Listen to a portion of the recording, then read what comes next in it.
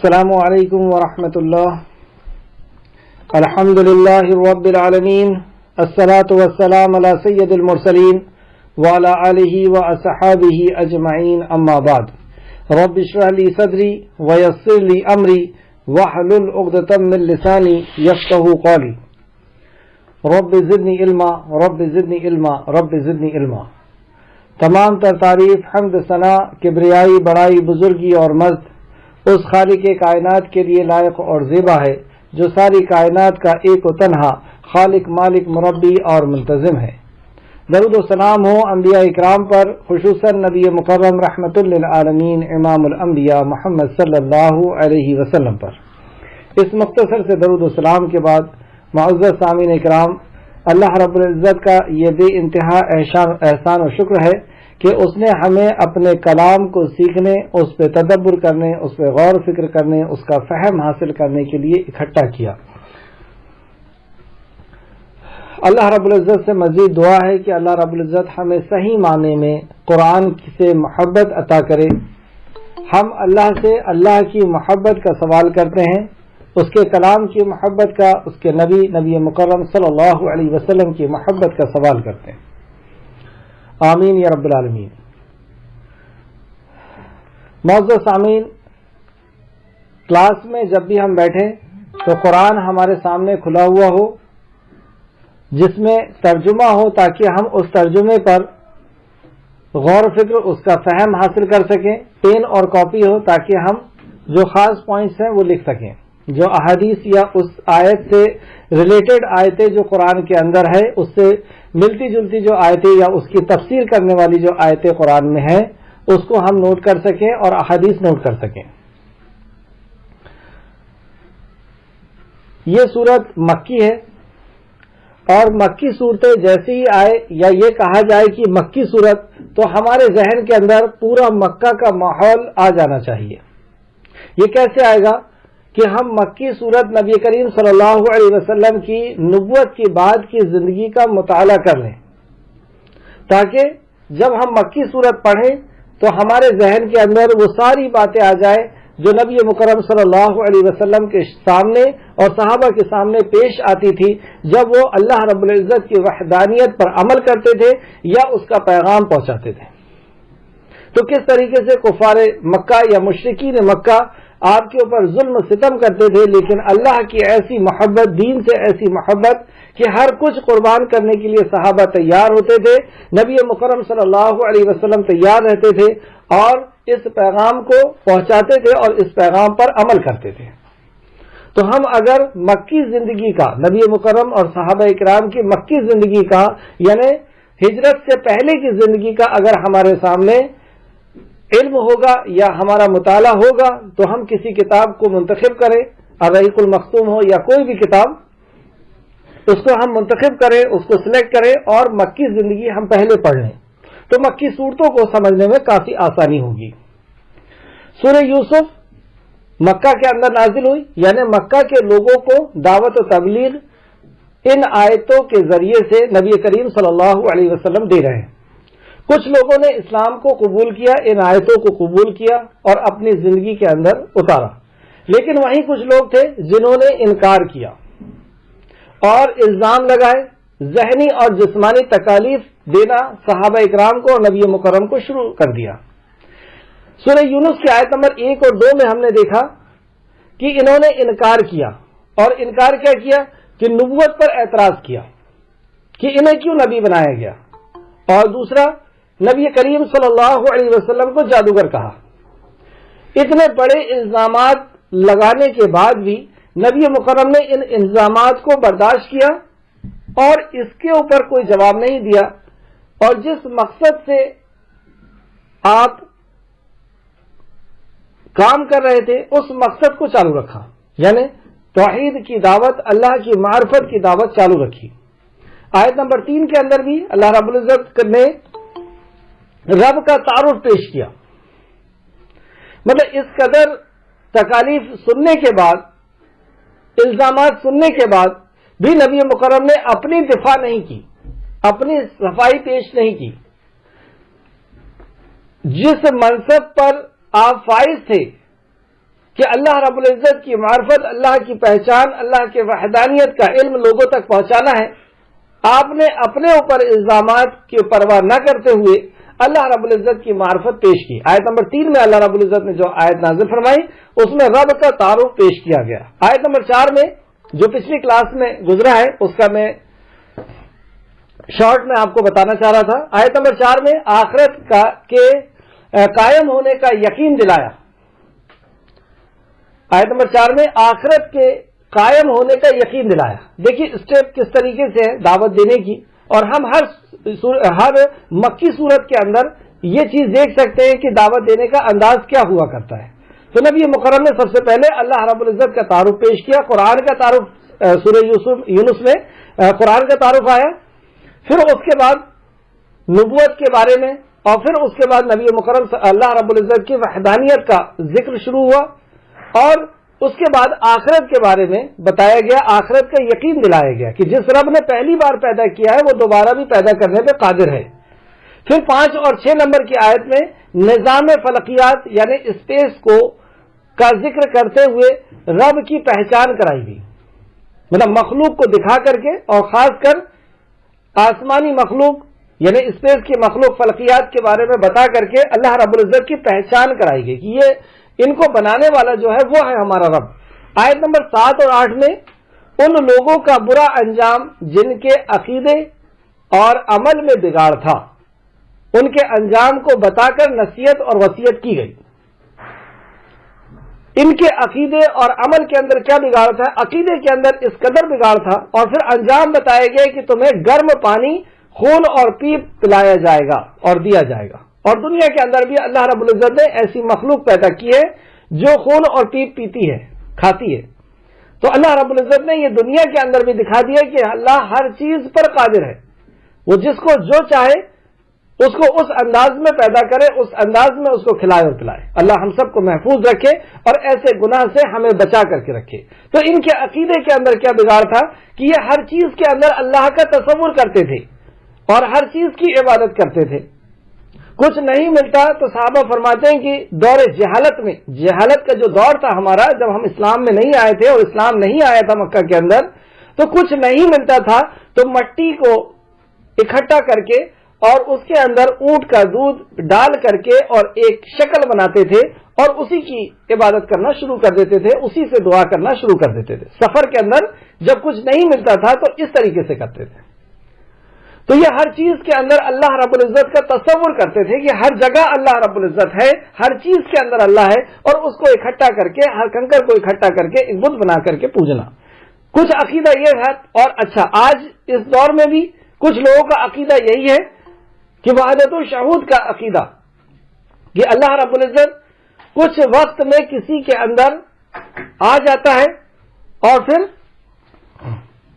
کسی کے اندر آ جاتا ہے پھر چلا جاتا ہے۔ اور کچھ لوگوں کا عقیدہ، حلول کا عقیدہ یہ ہے کہ کچھ ٹائم میں آتا ہے اللہ رب العزت اور پھر چلا جاتا ہے۔ وحدت الشہود کا عقیدہ کہ اللہ رب العزت کی پرچھائی ہے پوری دنیا، زمین، آسمان، سورج، چاند، یہ اللہ کی پرچھائی ہے۔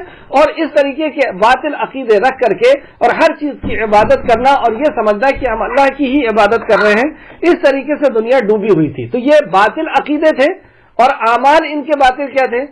جب عقیدہ ہی گڑبڑ ہوگا، عقیدہ ہی ٹھیک نہیں ہوگا تو عمل بھی ظاہر سی بات ہے کہ منمانی عمل ہوں گے۔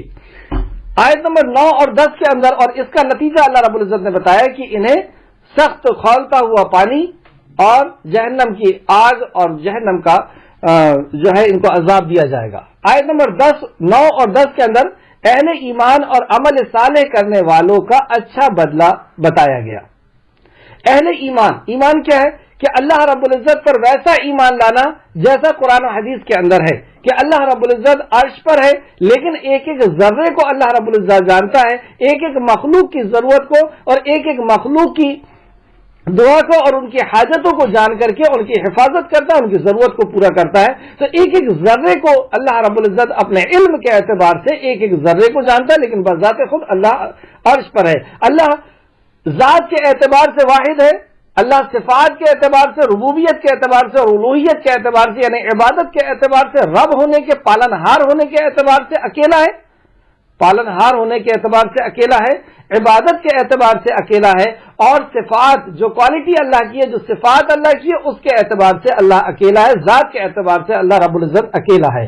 یہ عقیدہ ان کا، اور نبی کے اوپر عقیدہ، مرنے کے بعد کی زندگی کے اوپر، تقدیر کے اوپر، کتابوں کے اوپر عقیدہ، اور پھر عمل صالح۔ عمل صالح وہ کہ نیک عمل اس کو کہتے ہیں، عمل صالح اس کو کہتے ہیں جو ایمان کی موجودگی میں اخلاص اور نبی کریم صلی اللہ علیہ وسلم کے طریقے پر کیا ہو۔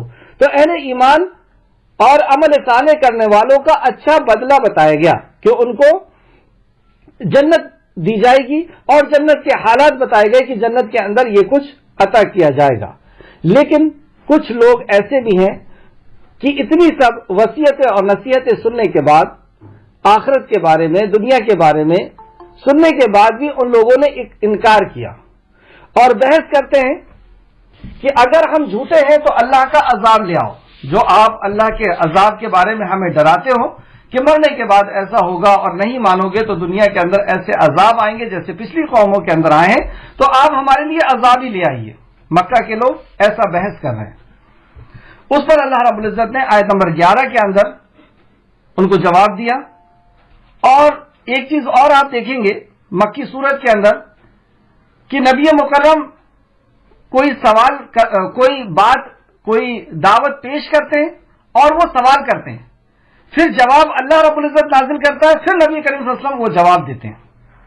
تو پتہ یہ چلا کہ نبی مکرم کا فیلڈ ورک کہ آپ لوگوں کے پاس جا کر کے، ایک ایک آدمی کے پاس جا کر کے جس طریقے سے، جس انداز میں دعوت دیا کرتے تھے، سمجھایا کرتے تھے، اگر ان آیتوں پر ہم غور کریں تو ہمیں وہ نقشہ سمجھ میں آتا ہے کہ نبی مکرم نے یہ جا کر کے کہا اور انہوں نے اس طریقے سے تکذیب کیا، اس طریقے سے انکار کیا، اس طریقے سے جھٹلایا، لیکن نبی مکرم اس کو برداشت کر رہے ہیں، اور پھر اللہ رب العزت آیت نازل کر رہا ہے اور پھر جا کر کے سنا رہے ہیں۔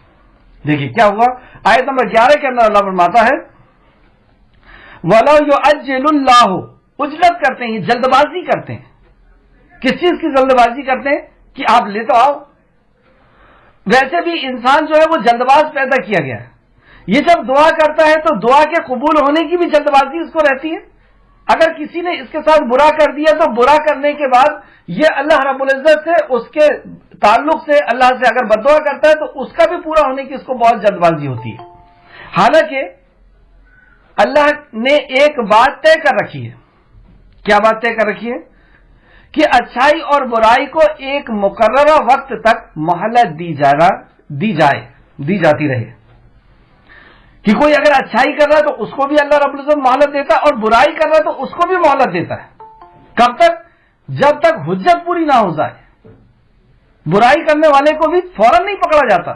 اور اس آیت کا بھی مفہوم یہی ہے کہ جو گناہ کر رہا ہے، اللہ کی نافرمانی کر رہا ہے، نبی کو تکذیب کر رہا ہے، اس کو فوراً نہیں پکڑا۔ اللہ نے 13 اور 15 سال تک ان کو مہلت دیا کہ کر لو جس قدر بھی بغاوت کر سکتے ہو۔ تو آیت میں یہ فرمایا، اور اگر اللہ لوگوں کو برائی پہنچانے میں جلدی کرتا جیسے وہ بھلائی مانگنے میں جلدی کرتے ہیں تو ان کے میعاد پوری ہو چکی ہوتی، مطلب ان کا وقت پورا ہو چکا ہوتا۔ تو یہ جس طریقے سے جلد بازی کرتے ہیں کہ دعا کرنے کے بعد جلد بازی ہے کہ ہماری دعا فوراً پوری ہو جانا چاہیے، اور یہ کیا دعا کر رہے ہیں کہ اللہ اگر ہم غلط ہیں تو ہمارے اوپر عذاب لیا، اور عذاب نہیں آ رہا ہے تو پھر ادھر اپنا عقیدہ مضبوط کر رہے ہیں کہ ہم سچے ہیں، ہم صحیح پر ہیں، اس وجہ تو اللہ رب العزت کا عذاب نہیں آ رہا ہے۔ لیکن یہ نہیں سمجھ رہے کہ اللہ رب العزت کی طرف سے ایک وقت مقرر ہے ہر کسی باغی کی بغاوت کو پکڑنے کا۔ جب تک حجت پوری نہیں ہوتی اللہ رب العزت اس کو ڈھیل دیتا رہتا ہے۔ پھر سے دیکھیں، اور اگر اللہ لوگوں کو برائی پہنچانے میں جلدی کرتا جیسے وہ بھلائی مانگنے میں جلدی کرتے ہیں تو ان کے مابین میعاد پوری ہو چکی ہوتی۔ اگر اللہ رب العزت پکڑنے پہ آ جائے، واقعی ہم بھی غور کریں کہ ہم نے جو گناہ کیے ہیں، اگر اللہ رب العزت اسی وقت پکڑ لیتا تو کب سے معاملہ ختم ہو جاتا۔ لیکن اللہ رب العزت کا احسان کہ وہ فوراً نہیں پکڑتا، اور اللہ رب العزت کی ایک صفت ہے نا الحلیم، کہ اللہ رب العزت فوراً نہیں پکڑتا۔ کوئی شخص گناہ کرتا ہے تو اس کو چھوڑ دیتا ہے، اور اللہ رب العزت مہلت دیتا ہے، اور ایسے حادثے کریٹ کرتا ہے اس کی زندگی میں، ایسے حادثے رونما ہوتے ہیں اس کی زندگی میں کہ وہ پلٹتا ہے اللہ کی طرف۔ جیسے کبھی کوئی ایکسیڈنٹ ہو جا رہا ہے, کاروبار میں مندی آ جا رہی ہے, کوئی بڑی آفت اور مصیبت آ جا رہی ہے, کوئی بیماری ہو جا رہی ہے, کبھی شوگر ہو رہا ہے, کبھی اٹیک آ رہا ہے, کبھی کچھ ہو رہا ہے. یہ سب جو بریکس لگ رہے ہیں ہماری زندگی کے اندر, جو حادثے ہو رہے ہیں ہماری زندگی کے اندر, یہ زندگی کے اندر حادثے اپنے آپ نہیں ہو رہے. ایک پتا بھی اللہ رب العزت کے حکم کے بغیر نہیں ہلتا. یہ حادثے کر کے اللہ رب العزت پلٹانا چاہ رہا ہے ہم کو اپنی ذات کی طرف, آخرت کی طرف توبہ اور استغفار کروانا چاہ رہا ہے اللہ رب العزت. پچھلی آیتوں میں, پچھلے کلاسیں میں ہم نے یہ آیتوں کو ہم پڑھ چکے ہیں کہ اللہ رب العزت جو مصیبت لاتا ہی اس لیے ہے کہ ہم اللہ کی طرف رجوع کریں. تو اللہ رب العزت فوراً نہیں پکڑتا. ایسے حادثے ہماری زندگی میں آتے ہیں اور پھر انسان یا تو پلٹ جاتا ہے یا وہ ہٹ دھرمی کرتے ہوئے اپنے برے عمل پر ہی ٹکا رہتا ہے. اور جب برے عمل پر ٹکا رہتا ہے تو ایک وقت آتا ہے, اس کو کہتے ہیں حجت کا پورا ہونا, کہ بار بار موقع ملے, سمجھایا گیا, لیکن اس کے بعد بھی وہ اپنی ہٹ دھرمی پہ ٹکا رہا. اب اللہ رب العزت اس کو پکڑتا ہے, پھر مہلت نہیں. پھر وہ قبر میں بھی یہی کہے گا کہ مجھے کچھ وقت کے لیے مہلت دے دی جائے, حشر میں بھی کہے گا کہ کچھ دن کے لیے مجھے مہلت دے دی جائے, جہنم میں جانے کے بعد بھی کہے گا کہ مجھے بس ایک ہی آرزو رہے گی کہ مجھے کچھ وقت کے لیے دنیا میں جانے دیا جائے اور میں بس نیک کام ہی کروں گا. اب ٹائم نہیں, اب اجل مسمى, ایک اپوائنٹڈ ٹائم, ایک خاص وقت جب آ گیا, اس کے بعد پھر واپس جانے کی اور پھر واپس جا کر کے آنے کی کوئی گنجائش باقی نہیں رہے گی.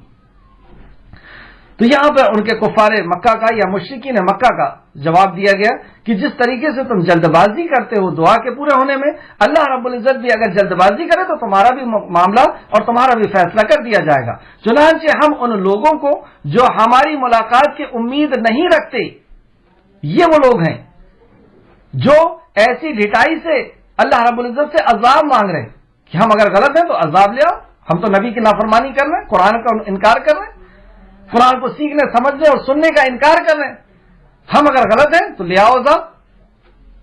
تو یہ اصل میں ان کو آخرت کا یقین نہیں ہے. دیکھیے انسان جو باغی ہوتا ہے, جو نافرمان ہوتا ہے, نافرمانی کی اصل وجہ یہی ہوتی ہے کہ اس کو آخرت پر یقین نہیں ہے یا اللہ رب العزت کی ذات پر یقین نہیں ہے یا تقدیر پر. تو چنانچہ ہم ان لوگوں کو جو ہماری ملاقات کی امید نہیں رکھتے چھوڑ دیتے ہیں کہ اپنی سرکشی میں بہکتے رہیں. ترنت نہیں پکڑتا تھا, ان کو چھوڑ دیتا ہے کہ جاؤ جو کر سکتے ہو سب کر لو. اور جب وقت پورا ہوتا ہے, جب حجت پوری ہوتی ہے تب پکڑی جاتی ہے.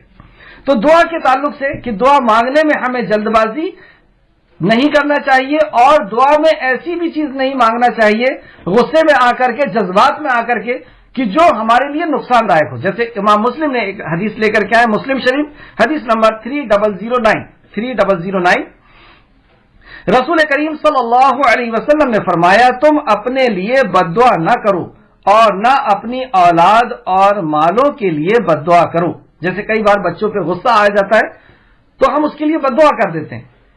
کسی نے ہمارے ساتھ کچھ غلط کر دیا تو جذبات میں آ کر کے, کسی رشتہ نے کچھ غلط کر دیا تو جذبات میں آ کر کے فوراً بد دعا دینا شروع. تو نبی مکرم نے اس چیز سے منع کیا کہ جلد بازی مت کرو کسی بھی کام کو کرنے کے لیے, کیونکہ اب نسبت تمہاری اللہ سے ہو گئی. تم اللہ سے مانگ رہے ہو اور اللہ سن رہا ہے, دیکھ رہا ہے, جان رہا ہے, اس رب سے تم مانگ رہے ہو. یہ بد دعا کر دینا یہ کوئی ایسا عمل نہیں ہے کہ آپ کر رہے ہیں اور کچھ ہوگا ہی نہیں. اللہ رب العزت سن رہا ہے. پھر سے حدیث دیکھیں, نبی کریم صلی اللہ علیہ وسلم نے فرمایا تم اپنے لیے بد دعا نہ کرو. کئی بار آدمی اپنے لیے بھی بد دعا کرتا ہے. جیسے کسی عزیز اور اقارب کا انتقال ہو گیا تو کہتا ہے اب تو میں تباہ ہو گیا, برباد ہو گیا, مجھے تو برباد کر دیا اللہ نے. اس قسم کی باتیں, یا اپنے لیے بد دعا کرنے لگنا کہ اب تو مجھے ہلاک ہو جانا چاہیے, مجھے دنیا سے چلا جانا چاہیے اور ایسا ہو جانا چاہیے, ویسا ہو جانا چاہیے, اس سے بھی منع کیا. تم اپنے لیے بد دعا نہ کرو اور نہ اپنی اولاد کے لیے, غصے میں آ کر کے اولاد کے لیے, اور نہ مالوں کے لیے بد دعا کرو.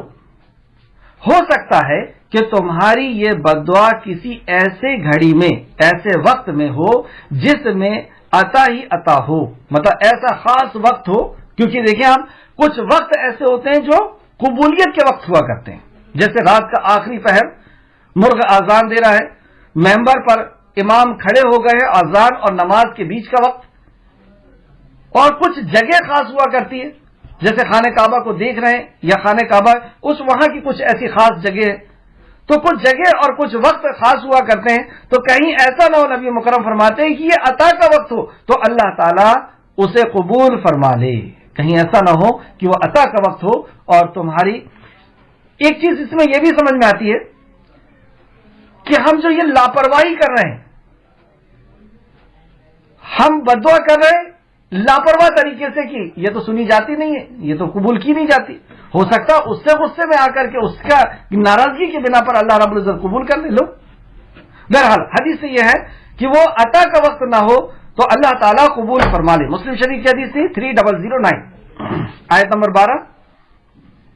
اور جب انسان کو تکلیف پہنچتی ہے تو وہ ہمیں پکارتا ہے اپنے پہلوؤں پر لیٹے ہوئے، پہلوؤں پر یعنی لیٹے ہوئے یا بیٹھے ہوئے یا کھڑے ہوئے۔ جب تکلیف انسان کو ہوتی ہے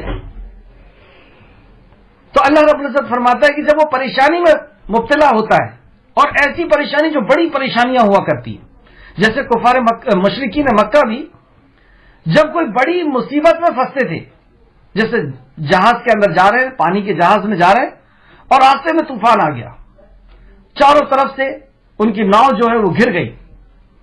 اب وہ یہ سمجھ گئے کہ اس مصیبت سے کوئی اور نہیں بچا سکتا۔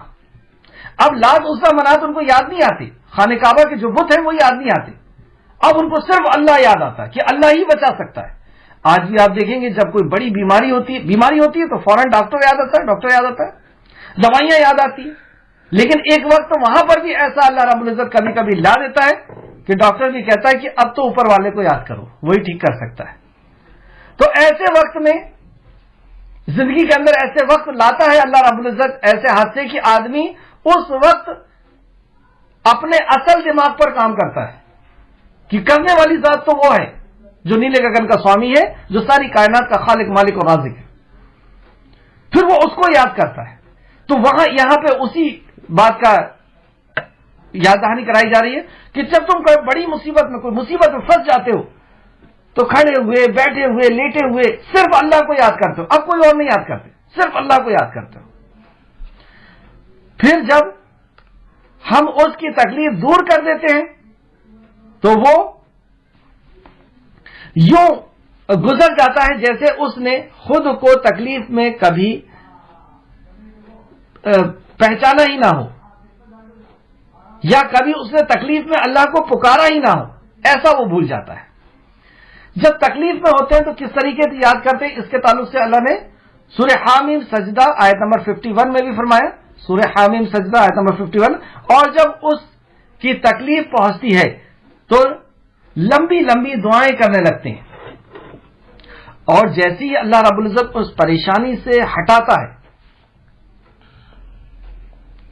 تو مشرکوں کا کیا حال ہوتا ہے، وہ ایسے بھول جاتے ہیں جیسے وہ کبھی تکلیف میں تھے ہی نہیں، جیسے کبھی انہوں نے اللہ کو پکارا ہی نہیں تھا، پھر اپنی وہی پرانی روش۔ یہاں تک اس آیت سے کہا ہم بھی اپنی زندگی میں محاسبہ کریں کہ کہیں ایسا تو نہیں کہ ہمارا بھی یہی حال ہے کہ کوئی بڑی مصیبت آئی تو رات میں بھی اٹھ رہے ہیں، چلتے پھرتے بھی لا الہ الا انت سبحانک انی کنت من الظالمین پڑھ رہے ہیں، کھڑے بیٹھے اور ہر حال میں اپنے چہرے کو ایسا بنا کر کے اور صرف اللہ رب العزت سے مانگنے میں لگے ہوئے ہیں، اور جیسی پریشانی دور ہوئی اور بس پھر اپنی وہی پرانی لگن۔ اگر ہمارا بھی حال ایسے ہی ہے تو ہمیں اس آیت سے عبرت لینا چاہیے کہ یہ چیز اللہ رب العزت نے پسند نہیں۔ اور کچھ تو بدبخت ایسے بھی ہوتے ہیں جو مصیبت میں بھی اللہ کو یاد نہیں کرتے۔ آگے دیکھیں آیت سورہ 12 کی آیت نمبر 12 میں، اسی طرح حد سے گزر جانے والوں کے لیے ان کے برے عمل پر پرکشش بنا دیے گئے۔ یہ ان کا برا عمل ہے جو بہت بڑی مصیبت میں صرف اللہ یاد آتا ہے، اور جو چھوٹی چھوٹی چیزیں ہوتی ہیں اس میں وہ شرک کرتے اور پھر وہ اللہ رب العزت کو بھول جاتے۔ اس طرح یہ حد سے گزرنا ہے، تو اللہ رب العزت ایسے لوگوں کے عمل کو پرکشش بنا دیتا، مطلب خوبصورت اور اچھے بنا دیتا ہے، کشش ہوتی ہے اس کے اندر اور وہ اسی میں لگے رہتے ہیں۔ آیت نمبر 13، اور البتہ ہم نے ان امتوں کو ہلاک کر دیا جو تم سے پہلے تھے جب انہوں نے ظلم کیا۔ اب نبی کریم صلی اللہ علیہ وسلم کفار مکہ کے سامنے حاضر ہیں، مشرکین مکہ کے سامنے، اور ان کو عبرتناک بات بتا رہے ہیں کیا تم نے دیکھا نہیں سمود کو، عاد کو، قوم عاد کو، قوم سمود کو، قوم نوح کو، قوم صالح کو، کیا انجام ہوا ان کا؟ اللہ کے نبی کی مخالفت، اللہ کے کلام کی مخالفت اور اللہ کی وحدانیت کی مخالفت جب ان لوگوں نے کی تو اللہ رب العزت نے ان کو کیسے تہہ بالا کر دیا؟ جب ان لوگوں نے ظلم کیا، ان الشرک لظلم عظیم، جب انہوں نے ظلم کیا، شرک کیا اور اللہ رب العزت کی نافرمانیاں کی، نبی کی نافرمانی کی، کلام کی نافرمانی کی، انکار کیا، تو اللہ رب العزت نے ان کو کیسے تہہ بالا کر دیا؟ یہ حالات دکھا کر کے نصیحت اور وصیت کی جا رہی ہے۔ تو اس سے ہمیں یہ نقطہ ملا کہ ہم بھی جب کسی کو دعوت دیں تو انہیں یہ بتانا چاہیے کہ دیکھو ان لوگوں نے اللہ رب العزت کی نافرمانیاں کی، جیسے ہندوستان کے اندر جو بادشاہ تھے، جب ان لوگوں نے اللہ رب العزت کی، اللہ کے قانون کے ساتھ نافرمانی کی، خود وہ کہا کہ میں ذل الہی ہوں، میں اللہ کی پرچھائی ہوں اور یہ دین الہی ہے، دین اللہ کا دین ہے، جبکہ خود نے لکھا اس دین کو، تو اللہ رب العزت نے نسلوں کے نام و نشان کو مٹا دیا، بڑے بڑے کھنڈرات خالی پڑے ہوئے ہیں۔ تو یہ عبرتناک بات ہم ان کو بتائیں کہ دیکھو ہم سے پہلے فلاں فلاں لوگ گزر چکے ہیں، بڑے بڑے بادشاہ تھے، بڑے بڑی دولت والے تھے، بڑی بڑی کوٹھیوں اور گاڑیوں والے تھے، جب گئے تو دونوں ہاتھ خالی تھے، بس وہی چند گز کپڑا ملا اور زمین ملی۔ تو اس طریقے سے نبی مکرم سمجھایا، یہ اللہ کا قانون بتایا، قانون ہے یہ اللہ کا، اور یہ ہم بھی اپنے لیے سمجھ لیں کہ ہم بھی اگر ایسا کریں گے تو ہمارے ساتھ بھی یہ قانون لاگو ہوگا۔ اور البتہ ہم نے ان امتوں کو ہلاک کر دیا جو تم سے پہلے تھی جب انہوں نے ظلم کیا۔ کیوں ہلاک کیا؟ وجہ بھی بتایا اللہ نے، اس لیے کہ انہوں نے ظلم کیا اور ان کے پاس ان کے رسول واضح دلیل کے ساتھ آئے اور وہ ایسے نہ تھے کہ ایمان لاتے۔ مطلب ظلم کیا، اس کو بھی اللہ رب العزت نے یہاں پہ ایکسپلین کر دیا، تفسیر کر دیا اس کی، اور ان کے پاس ان کے رسول واضح دلیل لے کر کے آئے۔ واضح دلیل، اللہ نے اپنا کلام، اللہ کا کلام لے کر کے آئے، اس سے بڑی دلیل اور کیا ہے؟ معجزات لے کر کے آئے، عمل کر کے دکھا رہے، تو یہ سب واضح دلیل لے کر کے آئے جس کو دیکھ کر کے، جس کو سن کر کے انسان کو حق کی معرفت ہو جاتی ہے، پہچان ہو جاتی ہے، لیکن اس کے بعد بھی وہ ڈھٹائی کرتا ہے، انکار کرتا ہے۔ اس کا یہ ذکر ہے کہ واضح ہو جانے کے بعد، حق واضح ہو جانے کے بعد بھی انہوں نے مخالفت کیا اور ان کے پاس ان کے رسول واضح دلیل کے ساتھ آئے، جیسے ہم تک یہ واضح دلیل پہنچ گئی، ہمیں پتہ چل گیا، یقین ہو گیا کہ پتھر، جانور یا انسان عبادت کے لائق نہیں، آستھا کے لائق نہیں، دعا کرنے اور سننے کے لائق نہیں، وہ تو وہی ذات ہے جس نے ساری کائنات کو بنایا ہے۔ ہمیں یہ واضح ہو گیا کہ نبی اللہ رب العزت کے محمد صلی اللہ علیہ وسلم ہے، ہمیں یہ واضح ہو گیا کہ قرآن اللہ رب العزت کا کلام ہے، لیکن اس کے بعد بھی اگر منگردانی کریں، ان لوگوں کے تعلق سے یہ بیان ہو رہا ہے۔ ہم ہر آیت کو اپنے اوپر پڑھیں کہ ہم سے یہ آیت کیا مطالبہ کر رہی ہے، اور ان کے پاس ان کے رسول واضح دلیل کے ساتھ آئے اور وہ ایسے نہ تھے کہ ایمان لاتے، لیکن اس کے بعد بھی ایمان نہیں لائے۔ ایمان لانے کا مطلب یہ عمل ہوتا ہے۔ ایمان کی اصطلاحی میننگ کیا ہے؟ ایمان کی اصطلاحی میننگ یعنی دین کے اندر ایمان کی میننگ یہی ہے، دل سے اقرار، زبان سے اقرار اور اعضاء سے عمل۔ دل کا بھی یقین ہو، زبان سے بھی اس بات کو بیان کرے اور عمل بھی ہو، یہ ہے ایمان۔ تو وہ ایسے نہ تھے کہ ایمان لاتے۔ مجرم لوگوں کو ہم اسی طرح سزا دیا کرتے ہیں، یہ ہے مجرم، اور مجرم لوگوں کو اسی طرح سزا دیا کرتے ہیں۔ اس بات کو ہم لکھ لیں کہ یہ اللہ کا قانون ہے، کوئی نہیں بچ سکتا اس سے۔ جو بھی اس قانون کی زد میں آئے گا اللہ رب العزت اس کو تہہ بالا کرے گا۔ اللہ ہم سب کو محفوظ رکھے اور اللہ رب العزت ہمیں اپنے واضح دلیل جو ہم تک پہنچ گئی ہے اس پر ایمان لانے کی اللہ ہم تم سے توفیق مانگتے ہیں، اس پہ عمل کرنے کی توفیق مانگتے ہیں۔ پھر آمین۔ آیت نمبر 14،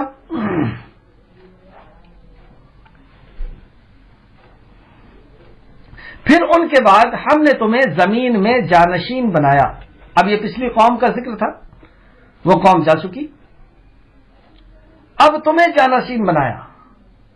یا اس کو دوسرے اینگل سے بھی ہم دیکھیں تو ہمارے پروج جا چکے، دادا پردادا، اب اس گھر کے مالک، اس کاروبار کے مالک، اب ہم ہو گئے. یہاں یہ بتایا جا رہا ہے کہ وہ جو نسلیں تھی وہ جا چکی, وہ جو بادشاہ تھے وہ جا چکے, اب بادشاہ تمہیں دے دی گئی. وہ شان و شوکت, وہ نعمتیں جو ان کو دی گئی تھی وہ اب ہم کو دے دی گئی. ان کو بھی مہلت دی گئی تھی, زندگی دی گئی تھی, زبان دی گئی تھی, ہاتھ پیر کان دل ناک دیا گیا تھا, اب وہ ساری نعمتیں ہمیں دے دی گئی. تو ہمیں کیوں دیا؟ اس کا جواب, پھر ان کے بعد ہم نے تمہیں زمین میں جانشین بنایا, تاکہ اس لیے بنایا, بے فائدہ نہیں, زبردستی نہیں, ایک مقصد ہے. ہم غور کریں کہ دنیا کی کون سی ایسی چیز ہے جو بے مقصد پیدا کی گئی ہے.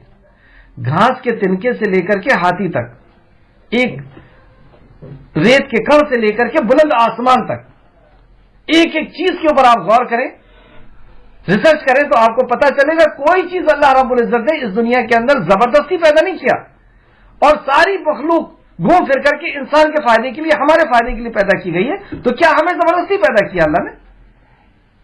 ہماری بھی پیدائش کا کوئی مقصد ہے. تو اللہ فرماتا ہے کہ پچھلی قوموں کو ختم کر کے اب تمہیں زمین کا جانشین بنایا ہے, اب تمہیں زمین کا بادشاہ, زمین کی حکومت یا زمین کا وارث بنایا ہے, تاکہ ہم دیکھیں کہ تم کیسے عمل کرتے ہو.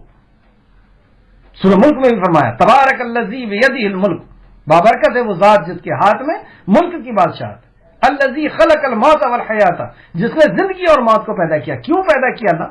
زندگی اور موت کے بیچ کا چھوٹا سا ٹائم ہم جو جی رہے, الذی خلق الموت والحیات لیبلوکم ایکم احسن عملا, اس لیے پیدا کیا تاکہ آزمائے, دیکھے کہ تم میں کون ہے جو احسن عمل کرنے والا ہے. تو یہاں پر بھی وہی بات اللہ نے فرمائی, تاکہ ہم دیکھیں کہ تم میں عمل کیسے, تم کیسے عمل کرتے ہو. مطلب نیک عمل بھی واضح ہے, بد عمل بھی واضح ہے, اچھائی بھی واضح ہے, برائی بھی واضح ہے. اس بات کو اللہ رب العزت نے بیان فرمایا کہ اچھائی اور برائی کی تمیز میں نے انسان کے اندر ڈال دیا. جب بھی ہم کوئی برائی کرنے جاتے ہیں ہمارا دل کھٹکتا ہے, اندر سے وہ کہتا ہے نہیں یہ غلط ہے. جب اچھائی کرنے جاتے ہیں تو اندر سے خوشی محسوس ہوتی ہے, ہماری روح خوش ہوتی ہے, وہ جانتی ہے کہ یہ اللہ کی فرمانبرداری ہے, اور اللہ کی نافرمانی سے ڈرتی ہے, وہ گھبراتی ہے, اندر ہی اندر گھبراہٹ محسوس ہوتی ہے ہم کو. تو صحیح اور غلط ہم جانتے ہیں, تو اللہ یہی کہہ رہا ہے کہ تم کیسے عمل کرتے ہو, اللہ کی فرمانبرداری کی, اللہ کی نافرمانی کی. اس لیے اللہ رب العزت نے ہم کو پیدا کیا ہے. اس پر ایک حدیث دیکھیں آپ, جو مسلم شریف نے روایت کی ہے, 2999. رسول کریم صلی اللہ علیہ وسلم نے فرمایا, بے شک دنیا شیریں اور سرسبز و شاداب ہے. شیریں ہے, بہت میٹھی ہے, بہت خوبصورت ہے, دلکش ہے, جو دل کو لبھاتی ہے. دنیا کو اللہ نے بہت سجا کر کے تمہارے سامنے لے آیا. سبحان اللہ. اب آزمائش. تو فرمایا نبی کریم صلی اللہ علیہ وسلم نے, بے شک دنیا شیرین اور سرسبز و شاداب ہے, ہریالی ہریالی ہے, اور بے شک اللہ تعالیٰ نے تمہیں ایک دوسرے کے بعد اس میں بسایا ہے. اب اللہ رب العزت نے ایک دوسرے کے بعد تمہیں اس میں بسایا ہے. نسلیں چلی گئیں, اب تم آئے ہو, اور وہ یہ دیکھنا چاہتا ہے کہ تم کس طرح کے عمل کرتے ہو. حدیث بھی وہی بتا رہی ہے جو قرآن کی آیت میں ہم نے پڑھا کہ ان نسلوں کو پہنچایا, اب تمہیں جانشین بنایا. حدیث میں نبی مکرم فرماتے ہیں کہ اللہ رب العزت نے دنیا کو بہت خوبصورت بنا دیا, شاداب بنا دیا, اور بے شک اللہ تعالیٰ تمہیں ایک دوسرے کے بعد اس میں بسا دیا, اور وہ یہ دیکھنا چاہتا ہے کہ تم کس طرح کے عمل کرتے ہو. چنانچہ اب وصیت کر رہے ہیں نبی کریم صلی اللہ علیہ وسلم. اللہ رب العزت اس وصیت کو سمجھنے اور اس پہ عمل کرنے کی ہمیں توفیق دے. کیا وصیت کرتے ہیں؟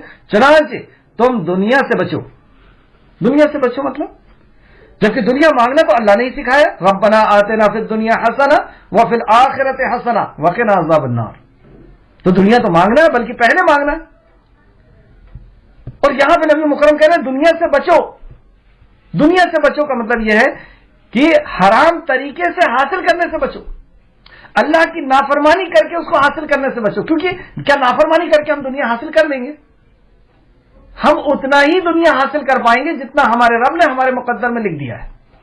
ڈگریوں سے دنیا حاصل نہیں ہوتی. کئی ڈگری والے آپ دیکھ لیں تھیلے میں لے کر کے ڈگریاں گھوم رہے ہیں, اور جسے بات کرنے کا شعور نہیں, وہ بڑی بڑی دکانوں میں بیٹھا ہوا ہے, طاقت محنت سے اگر دنیا حاصل ہوتی تو وہ جو روڈ میں گڈھے کھودتے ہیں ان کو دنیا ملنا چاہیے تھا. اس سے زیادہ محنت تو نہیں کرتا کوئی. صلاحیتوں سے نہیں ملتی دنیا. دنیا تو اللہ کا عطا ہے. ہم اللہ کی بغاوت کر کے، نافرمانیاں کر کے، حرام کھا کر کے، حرام اکٹھا کر کے دنیا مل جائے گی، یہ ہمارا وہم ہے، یہ ہمارا غلط عقیدہ ہے، یہ ہماری غلط سوچ ہے. یہ اسی کو کہتے ہیں اندھ وشواس. تو اللہ نے کہا، نبی مکرم نے کہا کہ دنیا سے بچو، یعنی حرام طریقے سے اس کو استعمال کرنے میں یا حاصل کرنے میں بچو، اور عورتوں کے فتنوں سے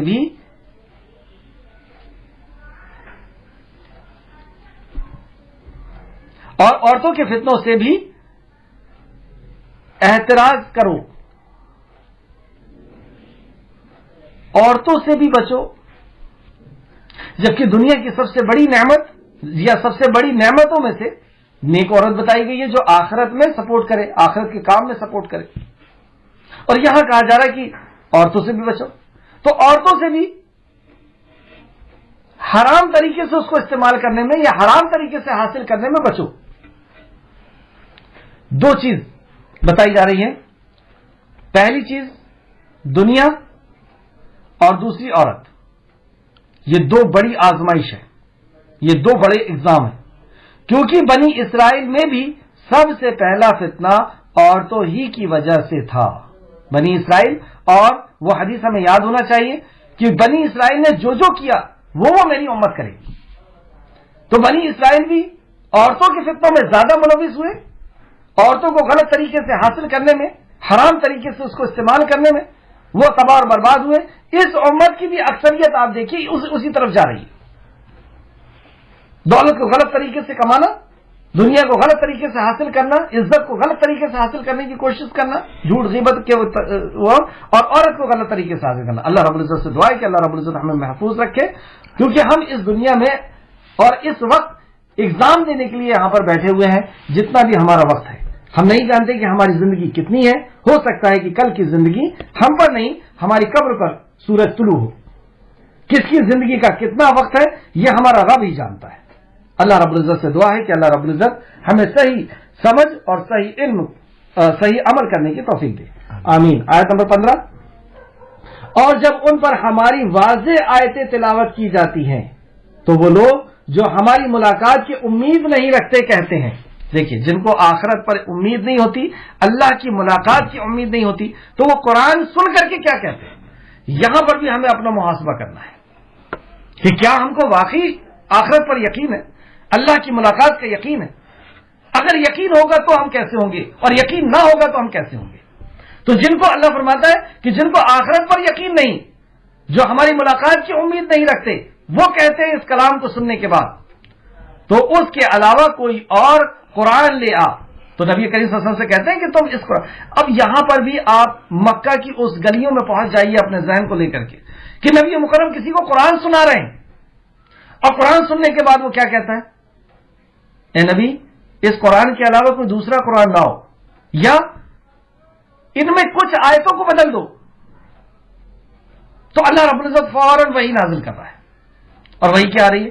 اور جب ان پر ہماری واضح آیتیں تلاوت کی جاتی ہیں تو وہ لوگ جو ہماری ملاقات کی امید نہیں رکھتے، یعنی مشرکین مکہ، وہ کہتے ہیں آپ سے.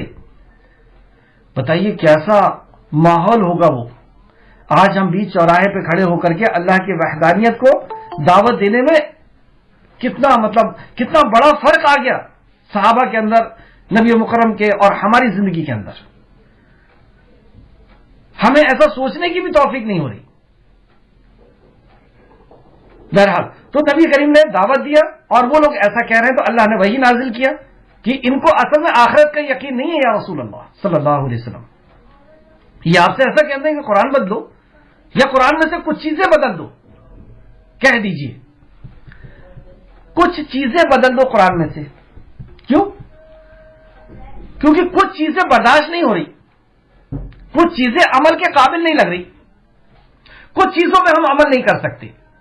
وہ ہماری نفس کے خلاف ہے، ہمارے معاشرے کے خلاف ہے، ہماری خاندان کے خلاف ہے، ہمارے رسم و رواج کے خلاف ہے. یہ مطالبہ تھا مشرکین مکہ کا کہیں ایسا تو نہیں کہ یہ مطالبہ ہمارا بھی ہو کہ پورا قرآن برداشت نہیں ہو رہا، یہ چند آیتیں اور چند احکام جو ہیں ان کو ہٹا دو، باقی پہ عمل کرنے کے لیے تیار ہے۔ کس پہ عمل کرنے کے لیے؟ جو طبیعت کو اچھا لگ رہا، جو ہمارے خاندان کو اچھا لگتا ہے، جو ہمارے رشتہ داروں کو اچھا لگتا ہے، جو ہمارے باپ دادا سے چلا رہا ہے۔ اور یہ چیز جو ہمارے باپ دادا سے نہیں چلی آ رہی، اس کو قرآن سے ہٹا دو۔ اور اللہ نے فرمایا نحن نزلنا الذکر وإنا لہ لحافظون، کہ ہم نے اس کو نازل کیا، ہم اس کی حفاظت کریں گے۔ تو ایک کام کرو، قرآن کو بند کر کے رکھ دو، کیونکہ اس کو ہم نہیں سمجھ سکتے، اس کو سمجھنے کے لیے 16 علوم چاہیے، خبردار اس کو پڑھنا نہیں، یہ علماء کے لیے۔ یہ کر دیا، یا یہ آیت کیا ان کو نہیں سمجھ میں آئی ہوگی؟ اتنے سال سے انہوں نے پڑھے ہیں۔ تو یہ جتنی بھی ہماری تعویل ہے، ہم اپنے دل سے پوچھ لیں کہ ہم صحیح ہے نہیں ہے۔ اللہ نے تو فرمایا ہے، اور سورہ بقرہ کی آیت نمبر 85 بھی ہم کو یاد رہنا چاہیے، جس میں نبی رحمت، جس میں اللہ رب العزت نے فرمایا کہ جو لوگ بعض پر ایمان لاتے ہیں اور بعض کا انکار کرتے ہیں، مطلب قرآن کے بعض حصے پر ایمان لاتے ہیں، بعض کا انکار کرتے ہیں، تو کیا سزا ہو ان کی کہ دنیا میں بھی ذلت کی مار ماری جائے اور آخرت میں بھی ذلت کی مار ماری جائے۔ مطلب کفار مکہ پوروں کا انکار، مشرکین مکہ پوروں کا انکار نہیں کر رہے تھے پوری آیت کا، وہ تو سمجھ رہے تھے کہ دوسری چیز بہت اچھی ہے اس میں، اور اپنی بات بھی رکھتے تھے نبی مکرم کے سامنے کہ آپ یہ 360 سے برائی مول لے رہے ہو ایک اللہ کے لیے، ایسا مت کرو، مشورہ دے رہے ہیں آپ 360 ہمارے ہیں، ایک اور بڑھا لیجئے اللہ کا، ہمیں کوئی ٹینشن نہیں۔ لیکن یہ کیا لگا رکھے ہو، لا الہ، کوئی عبادت کے لائق نہیں، سب کو الگ کرو، الا اللہ، عبادت کے لائق صرف ایک ہے، یہ ٹینشن ان کو بھی تھی۔ تو قرآن کو ہمیں پورا کی پورا ایمان لانا ہوگا، پورا کی پورا عمل کرنا ہوگا، پورا کی پورا سمجھنا ہوگا، ایک ایک آیت، ایک ایک احکام، ایک ایک وصیت، ایک ایک نصیحت، ایک ایک اوامر، ایک ایک نواہی۔ پھر سن میں کافہ، اللہ نے کہا کہ اسلام میں پورے کے پورے داخل ہو جاؤ، اور جب ہم پورے داخل ہوں گے تو اسلام کی خیر و برکت ہم محسوس کریں گے اپنے دل کے سکون کے اندر، ہم اپنی زندگی کے اندر، ہم اپنے معاشرے کے اندر، ہر جگہ ہم محسوس کریں گے۔ اور جب روح نکلے گی اس جسم سے، اس وقت تو پوری کہانی سمجھ میں آ جائے گی۔ جب قبر کے اندر جائیں گے اور وہاں کا جو سکون اور اطمینان ملے گا، اور حشر کے میدان میں جب سورج 1.25 نیزے پر ہوگا، 1 میل پر ہوگا، اس وقت جب اللہ رب العزت کے عرش کا سایہ ملے گا، تب سمجھ میں انشاءاللہ تعالیٰ ضرور آئے گا، تب ہمیں پتہ چلے گا کہ واقعی جو ہم نے سودا کیا تھا، جیسے پچھلی کلاسوں میں گیا ہے کہ یہ سودا کر لو، بیچ دو اپنے ہاتھ، کون خرید رہا ہے؟ اللہ اکبر، یوسف کو تو عزیز مصر نے خریدا تھا،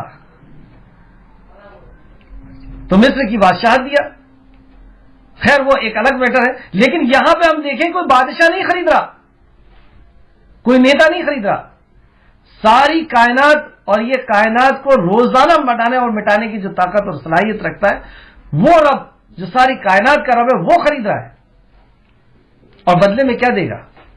بدلے میں وہ جنت دے گا جہاں پہ اس کا دیدار ہوگا، جہاں اس کی رضا ہوگی، جہاں پہ سلام ہی سلام ہوگا۔ تو یہ مشرکین مکہ کا مطالبہ تھا کہ کچھ آیتوں کو بدل دو، اپنے طرف سے کچھ اور ڈال دو، ہم ایمان لانے کے لیے تیار ہیں، کچھ تو اپنے طرف سے کر۔ ایک بار تو یہاں تک یہ آ گئے، ابو جہل اور عتبہ، یا ابو جہل کے ساتھ کوئی اور تھا، کہ انہوں نے ہر طریقے سے روک کر کے دیکھ لیا، جسمانی طور پر روک کر کے، روحانی طور پر عزت کو سے کھیل کر کے، اور دولت سے لوٹ کر کے، ہر طریقے سے دیکھ لیا، ڈرا کر کے، دھمکا کر کے، مکہ سے نکال کر کے، لیکن دعوت کام رک نہیں رہا۔ تو ابو جہل آتا ہے اور کہتا ہے اے محمد صلی اللہ علیہ وسلم، آپ تو ایک کام کریے، جو یہ لات اور عزا ہے آپ اس کو صرف چھو لیجئے، ہم اسلام قبول کر لیں گے۔ یہاں پہ یہ بتانا یہ چاہ رہا ہوں کہ دین کے اندر ذرا سا بھی بدلاؤ نہیں، جو آسمان سے آئے بس وہی رہے گا۔ نبی مکرم نے فوراً منع کر دیا، آسمان سے وحی بھی نازل ہوئی، وہ جب آئے گا وہاں پہ ہم اس کی تفسیر دیکھیں گے. یہاں بتانے کا مقصد یہ کہ اتنا سا عمل بھی، جبکہ ابو جہل اگر جھوٹا بھی اسلام قبول کر لیتا تو روزانہ کے جو فساد ہو رہے تھے، روزانہ کے جو جھگڑے ہو رہے تھے، روزانہ جو گھسیٹا جا رہا تھا، مارا جا رہا تھا، نکالا جا رہا تھا، وہ سب رک جاتا. لیکن کوئی کمپرومائز نہیں. جو اللہ رب العزت نے نازل کیا بس اتنا ہی رہے گا، ویسے ہی رہے گا. تو یہ کہتے ہیں کہ کچھ آیتوں کو نکال دو جو ہماری طبیعت کے خلاف ہے، ہمارے رسم و رواج کے خلاف ہے، ہمارے باپ دادا کے طریقے کے خلاف ہے، اس کو نکال دو تو ہم مان لیں گے. پھر سے آیت دیکھیں، سمجھ میں آئے گی انشاءاللہ. اور جب ان پر ہماری واضح آیتیں تلاوت کی جاتی ہیں تو وہ لوگ جو ہماری ملاقات کی امید نہیں رکھتے، ہمارے اوپر واضح آیتیں تلاوت کی جا رہی ہیں. میں خود سب سے پہلا اس کا جس سے سوال دہ ہوگا کہ میں خود قرآن کو سب سے پہلے واضح طریقے سے اس کو پڑھ رہا ہوں، سمجھ رہا ہوں، اور پھر میں آپ کے سامنے پیش کر رہا ہوں. تو میں اس پکڑ کے لیے سب سے پہلے مستحق ہو گیا کہ واضح آیتیں تلاوت کی جاتی ہیں. تو جس کو آخرت پر ایمان نہیں، یا اللہ ہم کو آخرت پر مضبوط ایمان دے دے، آمین. تو آخرت پر ایمان نہیں تو وہ کیا کہتے ہیں؟ تو اس کے علاوہ کوئی اور قرآن لیا یا اس سے کچھ بدل دے. یا اللہ ہمیں آخرت پر ایمان ہے، یا اللہ ہم پورے کے پورے قرآن پر عمل کرنا چاہتے ہیں، یا اللہ تو ہمارا مددگار بن جا، یا اللہ ہمارے لیے تو عمل کو آسان فرما دے، آمین. تو لیکن جس کو ایمان نہیں ہے وہ کیا کہیں گے؟ یہ اتنی چیزیں قرآن کی ہم عمل نہیں کر سکتے، اتنے پہ ہم عمل کریں گے. کہہ دیجئے، تو ایسے شخص کو کہہ دیجئے کہ جو قرآن کے پورے قرآن پر عمل نہیں کرنا چاہتا، ان کو کہہ دیجئے مجھے اختیار نہیں کہ میں اسے اپنے طرف سے بدل دوں. یہ آسمانی دین ہے، اللہ کا طرف سے نازل ہوا. نبی مکرم کو حکم دیا جا رہا ہے کہ آپ کہہ دیجئے میرے پاس یہ اختیار نہیں ہے کہ میں قرآن کی آیتوں کو بدل دوں. میں تو پھر نبی مکرم کہہ رہے ہیں، اللہ رب العزت کہلوا رہا ہے، میں تو اس چیز کی پیروی کرتا ہوں جو میرے طرف وحی کی جاتی ہے. سبحان اللہ. نبی مکرم کہہ رہے ہیں میں تو اس چیز کی پیروی کرتا ہوں جو میرے طرف وحی کی جاتی ہے، میں تو پیغام پہنچانے والا ہوں. اور یہ بات جب آپ غیر مسلم کو بولتے ہیں نا تو ان کو بہت زیادہ اپیل کرتی ہے، بہت زیادہ اثر کرتی ہے کہ اچھا یہاں پہ محمد کی طرف بھی نہیں بلایا جا رہا صلی اللہ علیہ وسلم. یہ محمد کا بھی رب ہے جو ساری کائنات کا رب ہے، محمد صلی اللہ علیہ وسلم بھی اس کی طرف بلا رہے ہیں، اس کی اطاعت اور فرمانبرداری کی طرف بلا رہے ہیں. اور یہ کہہ رہے ہیں کہ میں بھی اس کا مطیع اور فرمانبردار ہوں، میں خود اس کا عابد ہوں، میں خود اس کا عبادت گزار ہوں، اور میں سب سے پہلا عبادت گزار ہوں. اللہ اکبر. بے شک اگر میں اپنے رب کی نافرمانی کروں تو مجھے بڑے سخت دن کے عذاب کا ڈر ہے، میں نہیں بدل سکتا. بتائیے نبی مکرم صلی اللہ علیہ وسلم کو سامنے رکھ کر کے اللہ نے کہہ دیا کہ محمد صلی اللہ علیہ وسلم آپ کہہ دیجئے کہ اگر میں نے ایسا کیا، بے شک اگر میں اپنے رب کی نافرمانی کروں، یعنی اس کی شریعت کے اندر کچھ چھیڑ چھاڑ کروں، تو مجھے بڑے دن کے عذاب سے ڈر لگتا ہے. اور آج کل آپ دیکھیں کہ لوگوں کو ڈر نہیں لگتا شریعت کے ساتھ کھیلنے میں، شریعت سازی کرنے میں، دین کے اندر نئی چیز داخل کرنے میں، دین کے اندر سے کوئی چیز نکال دینے میں ڈر محسوس نہیں ہوتا. اور نبی مکرم یہ اعلان کر رہے ہیں، اللہ رب العزت ان کے ذریعے اعلان کرا رہا ہے کہ میری یہ وقت نہیں کہ میں اس کے اندر سے کچھ نکالوں. پھر دیکھیں بے شک اگر میں اپنے رب کی نافرمانی کروں، مطلب تمہارے مطابق میں بیان کرنے لگ جاؤں، تمہارے مطابق میں عمل بتانے لگ جاؤں، مسائل بتانے لگ جاؤں جو تمہیں خوش ہو جاؤ. یہی ہوتا نا کہ وہ رئیس ہیں، رئیس لوگ ہیں، ان کے مطابق ہم فتوے دینا شروع کر دیں. وہ پیسے والے لوگ ہیں، وہ رسوخ والے لوگ ہیں، ان کے مطابق ہم مسئلے بتانا شروع کر دیں. وہ ان کا بیاج کا کاروبار ہے، ہم بیاج کی ساری آیتوں کو اور ساری حدیثوں کو چھپا لیں. ان کا کوئی حرام کام ہے اس کو ہم چھپا لیں، ان کا کوئی شرک کا عمل ہے یا عقیدہ ہے ہم اس کو چھپا لیں، کیونکہ رئیس لوگ ہیں. ان آیتوں کو چھپا لیں یا کوئی ایسے عمل بتا دیں جو ان کو خوش کر دیں، ان کے خاندان میں چلتے ہوں. یہ ہے شریعت سازی جس کے تعلق سے نبی مکرم صلی اللہ علیہ وسلم کے ذریعے سے اللہ رب العزت نے بتا دیا. آپ کہہ دیجئے نبی مکرم، اللہ اکبر، کیا مقام و مرتبہ ہے نبی کریم کا صلی اللہ علیہ وسلم. مقام محمود کا اللہ نے وعدہ کیا ہے. مقام محمود کیا؟ جو سب سے اونچا مقام انسانیت کا، یا اللہ رب العزت کے بعد سب سے اونچا مقام، وہ مقام پہ فائز کرے گا اللہ، حوض کوثر کا مالک بنائے گا. شفاعت کرنے کے لیے نبی مکرم کھڑے ہوں گے. وہ نبی جن کو اپنی جنت دکھا دی گئی معراج پہ بلا کر کے،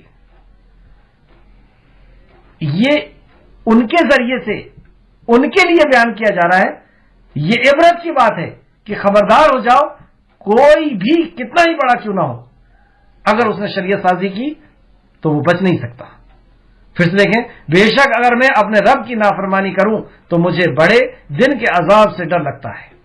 کہہ دیجئے اگر اللہ چاہتا تو میں اس قرآن کی تم پر تلاوت نہ کرتا.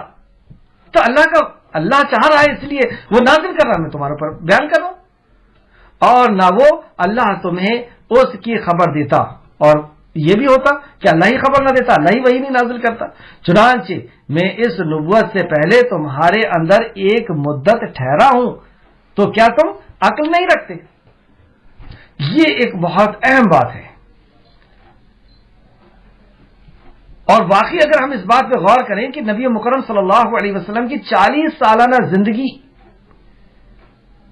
جو نبوت کے اعلان کے پہلے کی ہے، جو وحی کے نازل ہونے کے، قرآن کے نازل ہونے کے پہلے کی ہے، اس زندگی کا ہی اگر ہم مطالعہ کریں تو ہمیں یقین ہو جائے گا کہ واقعی محمد صلی اللہ علیہ وسلم جو ہے اللہ کے نبی ہیں. اس زندگی کے اندر نبی کے کردار کو نہیں دیکھے کہ انہوں نے کبھی آپس میں ایک دوسرے سے جھوٹ نہیں کہا، آپس میں کسی کا حق نہیں مارا، آپس میں کسی کی امانت میں خیانت نہیں کیا. جو انسان کے بارے میں جھوٹ نہ بولے وہ ساری کائنات کے خالق اور مالک کے بارے میں جھوٹ بول سکتا ہے. اور سائنس کے اعتبار سے بھی اگر ہم دیکھیں تو ایک انسان کے اندر بدلاؤ 40 سال کی زندگی تک آتا ہے، 40 سال کے بعد اس کے اندر ٹھہراؤ آتا ہے. اور 40 سال کے بعد نبی مکرم صلی اللہ علیہ وسلم نے بیان کرنا شروع کیا. جو زندگی کے بڑے بڑے اتار چڑھاؤ گزر چکے ہوتے ہیں 40 سال تک. اور اس تعلق سے بہت سی حدیث ہے، لیکن وقت کی قلت کی وجہ سے ایک حدیث دیکھیں، بخاری نے اس کو روایت کیا ہے، بخاری شریف جلد نمبر 2 حدیث نمبر 302.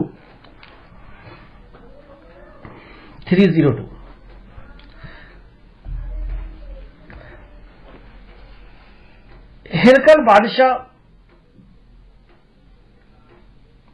وہاں پر کچھ لوگ گئے جس میں ابو سفیان بھی تھے. تو ابو سفیان نے سے ہرقل بادشاہ نے، ابو سفیان اس وقت اسلام میں نہیں تھے، تو ابو سفیان سے ہرقل بادشاہ جو تھا عیسائی بادشاہ، اس نے کچھ سوال کیے. اور اس سوال میں ایک سوال یہ کیا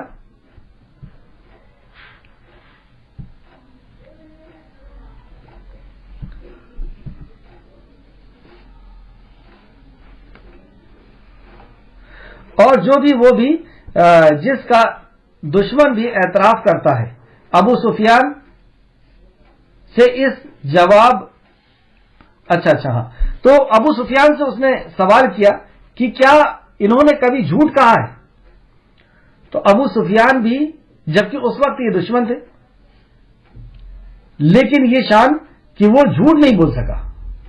ابو سفیان بھی نبی مکرم صلی اللہ علیہ وسلم کی صداقت پہ کہ انہوں نے کبھی جھوٹ نہیں کہا. تو ہرقل بادشاہ جو ہے وہ اس بات پر کہتا ہے کہ واقعی جو اللہ کے نبی ہوتے ہیں جو آپس میں جھوٹ نہیں بولتا، وہ اللہ کے بارے میں کیسے جھوٹ بول سکتا ہے. مسند احمد جلد نمبر 1 اور حدیث نمبر 202 کے اندر بھی آپ دیکھیں گے اسی طریقے سے جعفر بن ابو طالب سے حبشہ کے بادشاہ نے جو سوالات کیے تھے اس میں بھی یہی سوالات تھے. مطلب نبی مکرم صلی اللہ علیہ وسلم کی پچھلی زندگی کے بارے میں، نبوت کے پہلے کی زندگی کے بارے میں ان بادشاہوں نے جو توریت اور انجیل کے جاننے والے تھے، ان لوگوں نے سوال کیا اور وہیں سے سمجھ گئے کہ ہاں یہ محمد صلی اللہ علیہ وسلم جو ہے وہ آخری نبی ہے اللہ رب العزت کے. آیت نمبر 15، کہہ دیجئے اگر اللہ چاہتا تو میں اس قرآن کی تم پر تلاوت نہ کرتا اور نہ وہ اللہ تمہیں اس کی خبر دیتا. چنانچہ میں اس نبوت سے پہلے تمہارے درمیان ایک مدت ٹھہرا ہوں، تو کیا تم عقل نہیں رکھتے؟ اس آیت سے ہمیں یہ بھی دلیل ملتی ہے کہ ہمیں چاہیے کہ ہم نبوت سے پہلے کی زندگی کا بھی مطالعہ کریں. وہ زندگی بھی ہمارے ایمان اور یقین میں اضافہ کرے گی انشاءاللہ. آیت نمبر 17، پھر اس شخص سے زیادہ ظالم کون جس نے اللہ پر جھوٹ کہا. اب یہ بھی وہی نازل ہو رہی ہے کہ یہ سب سے بڑا ظلم ہے کہ جو اللہ پر جھوٹ کرے، یعنی نبوت کا جھوٹا دعویٰ کرے. یا اپنے طرف سے کتاب لکھ کر کے کہے کہ یہ اللہ کی طرف سے ہے، اپنا کوئی قانون بنائے اور یہ کہے کہ یہ اللہ کی طرف سے ہے، جیسے ہمارے یہاں کے بادشاہ نے دین الہی بنایا اور کہا کہ یہ اللہ کا دین ہے، تو یہ سب سے بڑا ظلم ہے، شریعت سازی کا ظلم جس کو کہتے ہیں، گناہ، جو مسلمہ کذاب نے کیا تھا نبی کریم صلی اللہ علیہ وسلم کے دور میں۔ مسلمہ اس کا نام تھا، کذاب یعنی اس کو جھوٹا کہا جاتا ہے، اور نبی کریم صلی اللہ علیہ وسلم نے، اور اس میں زمین و آسمان کا فرق تھا۔ اور دیکھیں آپ میں سے بھی میں سمجھتا ہوں کہ 90% لوگوں کو یہ نام بھی پہلے بار سننے میں آیا ہوگا۔ تو اللہ رب العزت ایسے جھوٹوں کو نام و نشان ان کا مٹا دیتا ہے، اور نبی کریم صلی اللہ علیہ وسلم پوری دنیا میں ہر انسان جانتا ہے، بھلی وہ آپ کو مانے نہ مانے، ہر مذہب کا انسان جانتا ہے۔ تو مسلمہ کذاب نے نبوت کا دعویٰ کیا، یہ جھوٹا تھا، اللہ رب العزت نے اس کو نیست و نابود کر دیا، اور اس کی تحریک کو بھی، اس کے جاننے اور ماننے والوں کو بھی ختم کر دیا۔ پھر اس شخص سے زیادہ ظالم کون ہے؟ جس نے اللہ پر جھوٹ گڑا یا اس کی آیتوں کو جھٹلایا۔ دوسرا بھی سن لیں آپ، اس کی آیتوں کو جھٹلایا۔ آیتوں کو کس طریقے سے جھٹلایا جاتا ہے؟ یہ زبان سے جھٹلا دے، دل سے جھٹلا دے، یا عمل سے جھٹلا دے، کیونکہ ایمان اسی کا نام ہے، قول کہنا، دل سے یقین، اور عمل اعضاء سے عمل۔ جب ایمان اس کا نام ہے تو اس کا الٹا کیا ہوگا کہ یا تو دل سے ہم قرآن کی آیت کا انکار کر دیں، زبان سے کر دیں۔ زبان سے کرنے کی تو ہمت ہو نہیں رہی۔ کیوں نہیں ہو رہی؟ کیونکہ سماج سے نکال دیے جائیں گے، اللہ کے ہاں اللہ کے رجسٹر سے نکال دیے جائیں اس کی فکر نہیں ہے، اللہ کے ہاں مسلمانوں کی لسٹ سے نکال دیے جائیں اس کی فکر نہیں ہے، سماج سے نکال دیے جائیں گے، اس لیے زبان سے انکار نہیں کر رہے قرآن کی کسی آیت کا، دل سے انکار کر رہے ہیں، اور اس کا ثبوت یہ ہے کہ عمل نہیں کر رہے، کیونکہ عمل نہیں کر رہے اس کا مطلب دل سے انکار ہے۔ پھر سے دیکھیں، پھر اس شخص سے زیادہ ظالم کون ہوگا جس نے اللہ پر جھوٹ گڑا، یعنی نبوت کا جھوٹا دعویٰ کیا یا شریعت سازی کی یا اس کی آیتوں کو جھٹلایا۔ بے شک مجرم فلاح نہیں پائیں گے، مفلحون انہ لیفلح المجرمون، یہ فلاح نہیں پائیں گے۔ ایسا شخص اب یہ کتنے ہی نیک کام، اچھے کام کرے، یہ فلاح کبھی نہیں پا سکتا، یعنی کامیاب نہیں ہو سکتا اس دنیا میں اور اس دنیا میں۔ سورہ انعام آیت نمبر 93 کے اندر بھی آپ دیکھ سکتے ہیں، سورہ انعام آیت نمبر 93، اور اس سے بڑا ظالم کون ہوگا جو اللہ پر جھوٹ گڑے یا یہ کہے کہ میرے طرف بھی وحی کی گئی حالانکہ اس کے طرف کوئی شے بھی وحی نہ کی گئی ہو، اور جو یہ کہے کہ جو اللہ نے نازل کیا ہے میں بھی اس جیسا نازل کر سکتا ہوں۔ آپ سمجھ رہے؟ نبوت کا جھوٹا دعویٰ اور قرآن مطلب وحی کا جھوٹا دعویٰ، اس کے ساتھ اللہ رب العزت نے اس بات کو ملایا یا اسے اس کی آیتوں کو جھٹلائے۔ اتنا بڑا جرم ہے یہ، اللہ رب العزت کے کلام کا جھٹلانا۔ اللہ رب العزت ہم سب کو محفوظ رکھے، آمین یا رب العالمین۔ آیت نمبر 18، اور اللہ کے سوا ایسی چیزوں کی عبادت کرتے ہیں جو انہیں نہ نقصان دیتی ہے اور نہ نفع دیتی ہے۔ اس پر غور کریں۔ اور وہ اللہ کے سوا کون ہے؟ لا الہ الا اللہ، قل هو اللہ احد، اللہ ایک ہے۔ اللہ کے سوا، اب اس ایک کے سوا ساری چیز آ گئی، ساری مخلوق آ گئی، اس میں فرشتے بھی آ گئے، انبیاء بھی آ گئے، شہداء بھی آ گئے، ولی بھی آ گئے، پیر و مرشد بھی آ گئے، نافرمان بھی آ گئے، فرمانبردار بھی آ گئے، شیطان بھی آ گئے، اور جادوگر بھی آ گئے، اور جو جادو کرتے ہیں کراتے ہیں سب پورا سب کچھ۔ اب یہ ساری چیزیں ہمارے ذہن میں ہو کیونکہ اللہ کے علاوہ کہہ دیا گیا، اللہ کے سوا، اور وہ اللہ کے سوا ایسی چیزوں کی عبادت کرتے ہیں۔ اب ایسی چیزوں سے اپنی آستھا باندھ کر کے رکھیں، ایسی چیزوں کو حاجت روا اور مشکل کشا سمجھتے ہیں، ایسی چیزوں سے دعا کرتے ہیں، ایسی چیزوں سے فریاد کرتے ہیں اللہ کے علاوہ، اور وہ اللہ کے سوا ایسی چیزوں کی عبادت کرتے ہیں جو انہیں نہ نقصان دیتے ہیں اور نہ نفع دیتے ہیں۔ پوری شرک کی منڈی کو اللہ رب العزت نے ختم کر دیا، ڈائنامائٹ کر دیا، نہ یہ کوئی نفع دے سکتے ہیں نہ نقصان دے سکتے ہیں۔ کچھ لوگوں کا عقیدہ یہ میں نے دیکھا کہ وہ یہ کہتے ہیں کہ جس جگہ انسان اپنی آستھا بنا لیتا ہے اللہ اسی کے ذریعے سے اس کو دیتا ہے۔ بالکل غلط بات، اندھ وشواس۔ कुछ नहीं होता ऐसा, कहीं से कुछ नहीं मिल सकता, देने वाली जात सिर्फ और सिर्फ अल्लाह की है। तो फिर यहां भीड़ क्यों है? एक सवाल यह पैदा होता है कि इनके यहां अल्लाह के अलावा जो दरबार है, यहां भीड़ क्यों है? उसको एक एग्जाम्पल से हम समझते हैं। एक शख्स की निकाह हुआ, पहले साल बच्चा नहीं हुआ, किसी ने बताया कि फला जगह चले जाओ, चुन्नी लेकर के या चादर लेकर के चले गए, नहीं हुआ। दूसरे साल फिर दूसरी जगह चले गए, तीसरे साल तीसरी जगह चले गए। अल्लाह रब्बुल इज्जत, रब का मतलब तीन चीज होती है, खालिक, मालिक, मुदब्बिर, प्लानर, प्लान करने वाला। उसने प्लान किया था कि इसकी शादी फला सन में होगी और बच्चा फला सन में होगा। अल्लाह रब्बुल इज्जत ने पहले से तय कर रखा है कि आज इतने बच्चे पैदा होंगे, कितना टन दूध मुझे पैदा करना है, इतने लोग मर जाएंगे, कितनी सब्जियां कम करना है। अल्लाह रब्बुल इज्जत को सब पता है। आप देखेंगे कभी उसकी पैदाइश में, पैदा की हुई चीज में कभी कमी और ज्यादती नहीं होती। 3 टाइम का खाना सबको बराबर पहुंचा दे रहा है। तो अल्लाह रब्बुल इज्जत ने तय कर दिया कि किस सन में पैदा होना है, तो अल्लाह ने तय कर दिया, मान लेते हैं 4 साल के बाद इसको बच्चा होगा। एक साल एक जगह गया, दूसरी साल दूसरी जगह गया, तीसरी साल तीसरी जगह गया, और चौथी साल फिर एक जगह चला गया, और चौथे साल तो अल्लाह ने लिखा ही था कि इससे औलाद होगी।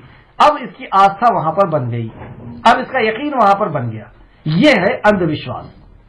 जब तो आप देखते हैं कि पत्थर के सामने भीड़ लगी हुई है, क्या पत्थर देता है? क्या वो सुनने की ताकत है, बोलने की ताकत है, देखने की ताकत?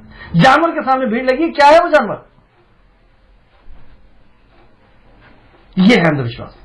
तो इस आयत को आप फिर से देखें, और वो अल्लाह के सिवा ऐसी चीजों की इबादत करते हैं जो उन्हें न नुकसान देती है और न नफा पहुंचाती। ये भी समझ लें कि नुकसान भी नहीं दे सकता। वो भूमिका परियार और वो जादूगर जो करने वाला है, कोई नुकसान नहीं पहुंचा सकता। और वो कहते हैं ये अल्लाह के यहां हम, अच्छा, जब इनसे ये कहा जाए कि ये कुछ नहीं कर सकते, करने वाली जात सिर्फ अल्लाह की है, तो ये मुशरिकीन मक्का क्या कहते थे कि हम इनसे मांगते थोड़ी, हमको भी पता है कि औलाद देने वाली जात अल्लाह की है, जिंदगी और मौत देने वाली जात अल्लाह की, पानी गिराने वाली और जमीन में से दाना निकालने वाली जात अल्लाह की है। हम इनसे मांगने थोड़ी जाते हैं। तो फिर क्यों जाते हैं? हम इनके पास इसलिए जाते हैं कि हम बहुत गुनहगार हैं, ये हमारी फरियाद, हमारी अल्लाह नहीं सुनेगा। हम बहुत गुनहगार हैं, अल्लाह हमारी नहीं सुनेगा। हम इनके पास इसलिए जाते हैं कि ये अल्लाह के नेक लोग हैं, ये हमारी फरियाद अल्लाह तक पहुंचा दें। सेम यही चल रहा है आज भी, क्या ये नेक लोग हैं, ये फरियाद हमारी अल्लाह तक पहुंचा दें। अब आयत पढ़ें आप। और वो कहते हैं ये अल्लाह के यहां हमारे सिफारिशी हैं, ये हमारी सिफारिश करते हैं अल्लाह के यहां। हमें पानी की जरूरत होती है, हमें औलाद की जरूरत होती है, फलाह की जरूरत होती है, तो ये हमारी फरियाद वहां तक करते हैं। ठीक है, इस अकीदे पे भी हम जायजा लें, फिर आगे आयत पढ़ेंगे कि अल्लाह क्या फरमाता है, इस अकीदे को कैसा शिर्क कहता है। यहां पे इनका यह अकीदा है कि हम बहुत गुनहगार हैं, अल्लाह हमारी नहीं सुनेगा और ये हमारी सुनेंगे। मतलब यह हुआ कि ये अल्लाह से ज्यादा रहीम उसको समझ रहे हैं। जैसे एक बच्चा जब गलती करता है तो किसके पल्लों में आकर के छुपता है? वो बाप के या मां के? मां के। क्यों? क्योंकि वो रहम की ज्यादा उम्मीदवार मां से होता है। मां के अंदर बाप की निस्बत ज्यादा रहम होता है। यहां पर इससे गलती हुई इस इंसान से, और ये अल्लाह के पास नहीं जा रहा है, अल्लाह की मखलूक के पास जा रहा है। मतलब अल्लाह से ज्यादा रहीम उसको समझ रहा है। नाउजुबिल्लाह, अस्तगफिरुल्लाह। ये अल्लाह की सिफात का इनकार हो गया। अल्लाह ने फरमाया अर्रहमान, रहमान अल्लाह है, अल्लाह से बड़ा रहम करने वाला कौन हो सकता है? तुम्हारी मोहब्बत मां के दिल के अंदर किसने डाला? किसने तुम्हें कान, आंख और दिल दिया? किसने तुम्हारी जरूरतों का ख्याल रखा? तुम्हारी दुनिया में आने के पहले तुम्हारे खाने को किसने तैयार करके रखा? किसने पीने के लिए दूध को तैयार करके रखा? तो ये अपने अमल से ये बता रहा है कि अल्लाह रहमान नहीं है, मैंने बहुत गलती कर दी, वो रहम कर देगा मेरे ऊपर, अल्लाह नहीं करेगा। नाउजुबिल्लाह, अस्तगफिरुल्लाह। दूसरा एक और, इब्लीस से भी गलती हुई थी और इब्लीस को अल्लाह ने फाइनल कर दिया कि तू जहन्नम में जाएगा। लेकिन उसे भी किसी चीज की हाजत और जरूरत हुई तो वो आदम के पास नहीं गया। वो ये बात जानता था अच्छे से कि ये नहीं चलेगा अल्लाह के। उसने अल्लाह से दुआ किया, जबकि उसको जहन्नम में जाना उसके लिए फाइनल कर दिया गया था और उसको किसी चीज की जरूरत हो रही है, तो वो आदम के पास नहीं जा रहा कि तुम अल्लाह से दुआ मांगो, तुम अल्लाह के बहुत मुकर्रब बंदे हो, तुमको सजदा करवाया गया है। हमारे लिए तो ये फाइनल नहीं हुआ ना कि हम जहन्नम में जाएंगे। और इब्लीस ने अल्लाह से दुआ किया कि मुझे मोहलत दे क़यामत तक की, मैं तेरे बंदों को बहकाऊंगा, आदम की औलाद को बहकाऊंगा, आदम को भी बहकाऊंगा। अल्लाह ने उसकी दुआ सुना? नहीं सुना। अल्लाह ने उसकी दुआ सुना। तो अल्लाह रब्बुल इज्जत ऐसी दुआ सुनने वाला है और ऐसी फरियाद सुनने वाला है। बहरहाल आगे देखते हैं क्या कहा उन्होंने। और वो कहते हैं ये अल्लाह के यहां हमारे सिफारशी हैं, ये हमारी फरियाद पहुंचा रहे हैं। तो इसका जवाब अल्लाह क्या देता है? अल्लाह देता है, कह दीजिए ए नबी मुकर्रम, जाइए फिर से कहिए, कह दीजिए, क्या तुम अल्लाह को उस चीज की खबर देते हो जिसे वो आसमानों और जमीन, और न जमीन में कोई जानता उसको, और न कोई आसमान में इस बात को कोई जानता है, न जमीन में जानता है, ऐसी बात की तुम अल्लाह को खबर देते हो। और आगे देखिए, वो पाक है, अल्लाह अकबर, वो पाक है इस ऐब से जो तुम ये ऐब लगाते हो कि अल्लाह नहीं सुनता, अल्लाह नहीं दे सकता। अल्लाह उसके जरिए से देता है, अल्लाह उस रास्ते से देता है। ऐब है ये अल्लाह के ऊपर। अल्लाह को किससे पूछने की जरूरत, किसकी इजाजत की जरूरत? अल्लाह अगर देना चाहे, अल्लाह अकबर, अल्लाह की दुनिया कानून उसका, अल्लाह की दुनिया मर्जी उसकी। वो जिसको चाहे जन्नत में दाखिल करे, जिसको जहन्नम में दाखिल करे। होता कौन है कोई बोलने वाला? मखलूक अल्लाह की, मर्जी अल्लाह की, दुनिया अल्लाह की, जन्नत अल्लाह की। वो पाक है, मतलब वो इस ऐब से पाक है, और बुलंद है उससे जो वो शरीक ठहराते हैं। शिर्क कह दिया अल्लाह ने इसको। ये जो शरीक ठहराते हैं, अल्लाह का शरीक, कि वो भी देता है और ये भी देते हैं, वो भी दुआ सुनता है, ये भी सुनते हैं, तो ये अल्लाह का शरीक है। अल्लाह रब्बुल इज्जत इससे पाक है। और पहले लोग एक ही उम्मत थे, फिर उन्होंने इख्तिलाफ किया, और अगर ना होती एक बात जो आपके रब के तरफ से है, तय चुकी है, तो उनमें से उनके मुतालिक फैसला कर दिया गया होता जिसमें वो इख्तिलाफ करते हैं। चलिए वक्त काफी हुआ, इंशाअल्लाह ताला 18-19 नंबर की आयत कल लेंगे इंशाअल्लाह ताला। अल्लाह रब्बुल इज्जत से दुआ है कि जो कुछ भी हमने पढ़ा है उसको मजीद गौर फिक्र करने, अमल करने की तौफीक और रफीक अता फरमाए। जब तक हमें जिंदा रख, ईमान और इखलास के साथ हमें जिंदा रख, और जब हमारा खात्मा हो तो ईमान और इखलास के साथ हमारा खात्मा हो। आमीन या रब्बुल आलमीन।